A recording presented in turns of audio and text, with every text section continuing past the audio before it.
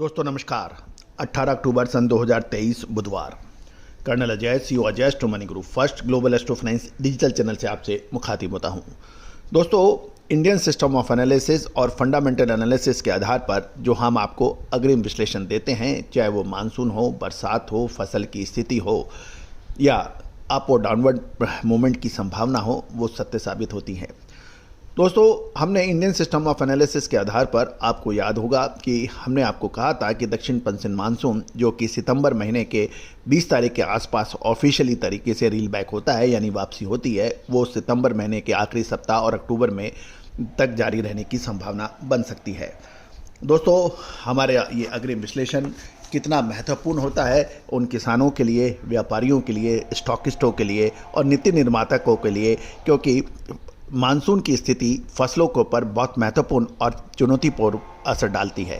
साथ साथ विभिन्न पत्र पत्रिकाओं में के साथ साथ विभिन्न कॉन्फ्रेंसेस के अंदर भी हमने पुरजोर तरीके से इसका अग्रिम अनुमान दिया था, चाहे वो 8 जुलाई को ऊंझा में स्थित जीरा मीट हो या फिर श्री गंगानगर के अंदर गवार मीट हो या फिर मुंबई के अंदर global buyers and sellers meet हो। हमने सभी में इस चीज़ का खुलासा किया था।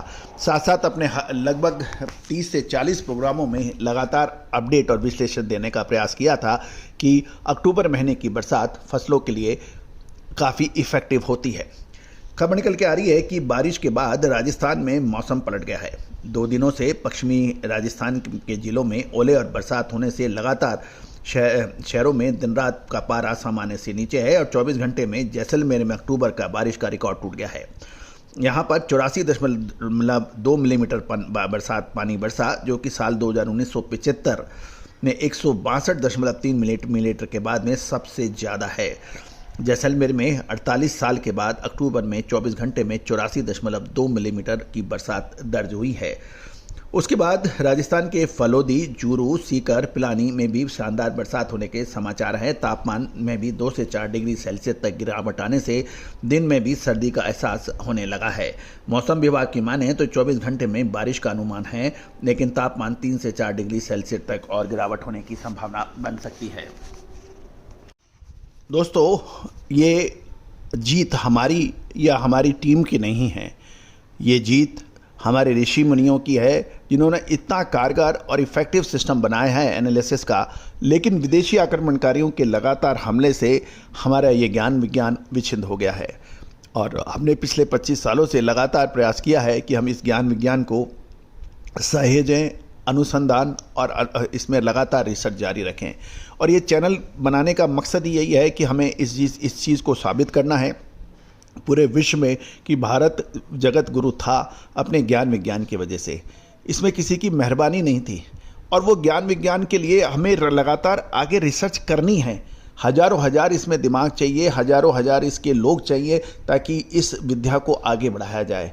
और ये बहुत परोपकारी और लोक कल्याणकारी विद्या है, जिसके माध्यम से आप फसलों का अनुमान, बरसात का अनुमान, तेजी और मंदी का अग्रिम विश्लेषण जैसी महत्वपूर्ण घटनाएं आपको जान सकते हैं और ये मानव कल्याण के लिए है।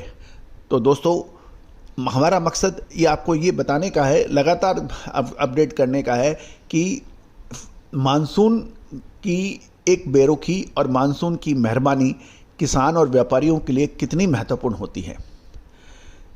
अगस्त का महीना याद है, 2023 में सारे लोग मौसम विज्ञान सब औसत से अधिक बरसात की इन्होंने विश्लेषण दिया था। हमने विरोध करते हुए कहा था हमें अगस्त खराब नज़र आ रहा है, इसके अंदर दिक्कत हो सकेगी। कुछ इलेक्ट्रॉनिक मीडिया के पत्रकारों ने कहा ऐसे कैसे। तब भी हमने यही कहा था कि पूरे देश में जुलाई महीने के अंदर जो बरसात हुई थी वो हरियाणा, पंजाब, राजस्थान, गुजरात, हिमाचल और जम्मू इलाके में अधिक हुई थी, दिल्ली में, जबकि महाराष्ट्र और दक्षिण भारत के महत्वपूर्ण राज्यों में बरसात की कमी थी। महाराष्ट्र सूखा था, तमिलनाडु, आंध्र प्रदेश, यहाँ सभी जगह परेशानी थी और अगस्त महीने के अंदर तो भीषण अकाल की स्थिति सी बन गई थी और उसका असर खरीफ की फसलों पर बहुत भयानक रूप से पड़ा। आज महाराष्ट्र का अग्रिम अनुमान आ गया है, मैं आपके सामने प्रस्तुत कर रहा हूँ। महाराष्ट्र में खरीफ फसलों का उत्पादन का पहला अग्रिम अनुमान जारी कर दिया गया है महाराष्ट्र सरकार द्वारा। मानसूनी बरसात की कमी से जूझने वाले राज्य महाराष्ट्र की कृषि विभाग ने साल 2023-24 के खरीफ उत्पादन का पहला अग्रिम अनुमान जारी किया है। एक मोटी रिपोर्ट के अनुसार साल 2022-23 के मुकाबले साल 2023-24 के खरीफ सीजन के दौरान महाराष्ट्र में चावल का उत्पादन 34.54 लाख टन से गिरकर 34.48 लाख टन हुआ है। ज्वार का उत्पादन 1.36 लाख टन से गिरकर 91,000 टन मात्र रह गया है। बाजरे के अंदर 4.45 लाख टन जो 2022-23 में था, जो घटकर मात्र 2 लाख टन रह गया है। रागी 91,000 टन से फिसलकर 81,000 टन। मक्का का उत्पादन 27.2 लाख टन से लुढ़ककर मात्र 13.58 लाख टन पर सिमटने के समाचार हैं। अनाजी फसलों का कुल उत्पादन गत वर्ष 68.58 लाख टन से घटकर इस बार मात्र 51.97 लाख टन रह गया है। इस तरह से दालों को भी देखें तो दालों का उत्पादन 13.97 लाख टन से घटकर 10.69 लाख टन पर अटकने का अनुमान लगाया गया है। इसी तरह से तुअर को देखें 9.26 लाख टन से घटकर 8.76 लाख टन। मूंग का उत्पादन 1.71 लाख टन से घटकर मात्र 60,000 टन। उड़द का 2.26 लाख टन से नीचे जाकर मात्र 87,000 टन और दलहनों का उत्पादन 75,000 टन से घटकर मात्र 47,000 टन रह जाने की संभावना है। इन अधिकृत रिपोर्ट के अनुसार पिछले साल की तुलना में चालू खरीफ सीजन के दौरान महाराष्ट्र में सोयाबीन का उत्पादन 66.05 लाख टन से लुढ़ककर मात्र 46.73 लाख टन रह गया है। मूंगफली का उत्पादन 1.91 लाख टन से घटकर 1.24 लाख टन और तिल का उत्पादन 1500 टन से गिरकर 1100 टन। साथ साथ सूरजमुखी का उत्पादन 7,000 टन से घटकर मात्र 600 टन रह गया है।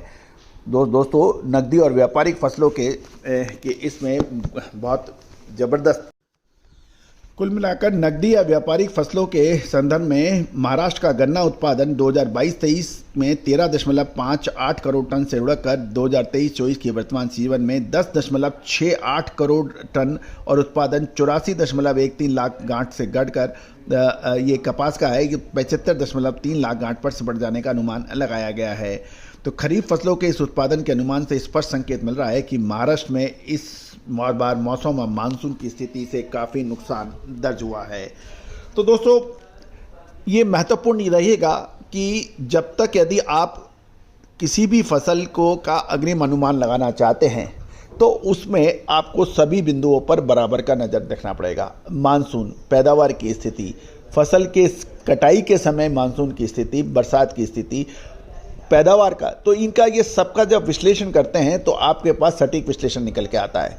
यदि आप तकनीकी यानी टेक्निकल एनालिसिस देखें 2 लेवल ऊपर और 2 लेवल नीचे, तो दोस्तों ये 2 लेवल ऊपर और 2 लेवल नीचे के लिए आपको किसी एनालिसिस की ज़रूरत नहीं है। हर वेबसाइट पे निःशुल्क उपलब्ध है और जो व्यक्ति महानुभाव इस चीज़ को सीखना चाहता है उसको मैं निःशुल्क इसकी ट्रेनिंग दे सकता हूँ कि टेक्निकल एनालिसिस के जो लेबल्स कैलकुलेशन है उसके अंदर कहीं कोई बहुत बड़ी महारत या विद्या नहीं है। हर चीज़ की विद्या जरूर है, लेकिन टेक्निकल लेबल्स निकालने के लिए बहुत अधिक मेहनत की आवश्यकता नहीं है, क्योंकि ये सॉफ्टवेयर बेस्ड काम है और इसके अंदर इजीली अवेलेबल भी है। और यही वजह होता है कि जो अलग अलग दूसरे किस्म के जो एनालिसिस आते हैं वो मार क्यों खाते हैं, क्योंकि उस सॉफ्टवेयर के अंदर इन सब चीज़ों का समावेश है ही नहीं। जबकि इंडियन सिस्टम ऑफ एनालिसिस के अंदर प्राइस फ्लक्चुएशंस हैं, प्रोडक्शन फ्लक्चुएशंस हैं, जियोपॉलिटिकल टेंशंस हैं, जियो इकोनॉमिकल टेंशंस हैं, ये क्लाइमेटिकल चेंजेज हैं, इसका सभी का समान रूप से अंक दिए गए हैं और उन अंकों के आधार पर आप किसी भी फसल का तेज़ी या मंदी का अनुमान सटीक रूप से निकालने में सक्षम होते हैं। और यही वजह है, चाहे कॉटन हो, चाहे मसाले हों, चाहे सोयाबीन हो या सरसों हो, इन सब पर हमने आपको लगातार सटीक आकलन दिए हैं। पिछले लगभग चंद दिनों में सोयाबीन के भाव 10% से ऊपर हैं। सरसों के भावों में भी लगभग 250 से 300 रुपए की तेजी है। ये क्या है? ये इस इंडियन सिस्टम ऑफ एनालिसिस का सटीक विश्लेषण है दोस्तों। तो यही हमारा कहना है आपको, यही आपको बताना है कि यदि आप तिलहन, दलहन, मसाला, कपास, अनाज इसमें विशेष रिपोर्ट चाहते हैं तो आप हमसे संपर्क कर सकते हैं। नंबर स्क्रीन पे दिया गया है। All the very best, good luck, happy trading.